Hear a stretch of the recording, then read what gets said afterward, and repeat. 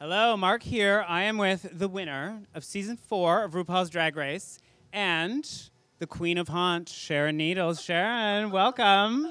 Thank you, Mark, and may I call you Mark of the Beast? You can. So you are currently on a tour across Canada. I'm basically promoting my new album, PG-13, and I'll be doing 3 or 4 numbers off that tonight. And there's a variety from pop to punk to ballads, and it's a real roller coaster of emotion and humor and me just spewing out pop culture from the Rolodex that I call my brain. Basically, a lot of fog, a lot of snow, a lot of coffins, a lot of vomiting. Due to my lack of talent, I use a lot of theatrics. Lack of talent, she says. She just released an album called PG-13, which you just mentioned, which is available on iTunes right now. Were you always interested in music? What brought about this idea to release a full-length album? Well, I'm more interested in fame. I spent the last 30 years trying to covet this impossible adult fairy tale that we call fame.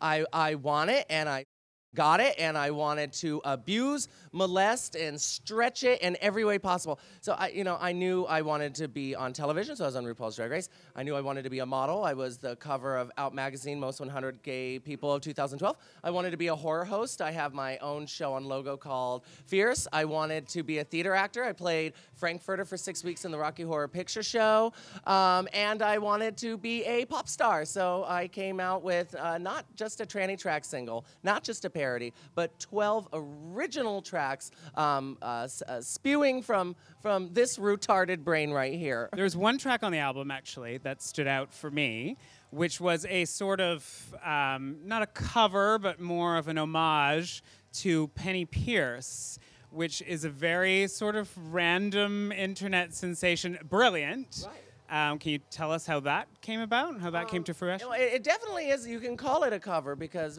Penny Pierce is fierce, and what I try to do with my fame is not try to send kids down a shit show, down the river of pop boringness. I really want, I'm always trying to teach my fans new things and show them new things to make them better people. And there's this goddamn YouTube video from a 1986 performance of the song Why Do You Think You Are Nuts?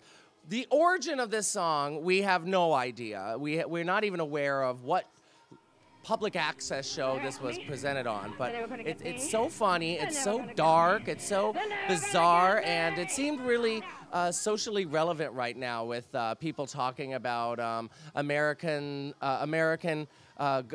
government not wanting to take responsibility for mental health care, which ends up causing a lot of problems with semi-automatic weapons. So I covered it, and the song makes me laugh, but I also think it's deeper than a lot of people wanted to make it, and it's funny. Your significant other, Alaska. Yeah. Now that Alaska's on the show and you're at home watching, how have things changed? How do you feel about that? Well, I think the anxiety we really had was I overnight was living in another world than her, and it was hard to balance our lives when I was always traveling, getting all this attention, making all this money, while she was kind of living that beautiful, poor punk rock life that we always had, that I slowly kind of had to leave behind.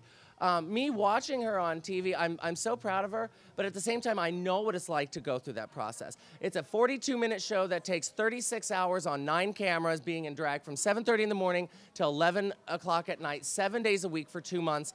I know this. When I watch it, I can just feel the stress. I can see it in her eyes. I can see it in her face. And we only have 1 episode under her belt, and I can see that stressful, my stressful baby underneath that beautiful drag queen. So I just worry, I'm very protective. People always ask me, who's the boy and who's the girl in your relationship? And I'm like, that's such a stupid question. Duh, I'm the boy and I'm the girl. Alaska's my baby. So aside from PG-13, available on iTunes, where else can we get information about Miss Sharon Needles? Well, you can always go to SharonNeedles.com. You can find me on Facebook or Sharon_Needles on Twitter. Perfect. And you can, of course, contact me on any standard Ouija board. Excellent. All right, well, thank you so much, Sharon, for being with us. you. And we will see you out there on the stage. Thank you, Mark. Happy Halloween. Mwah.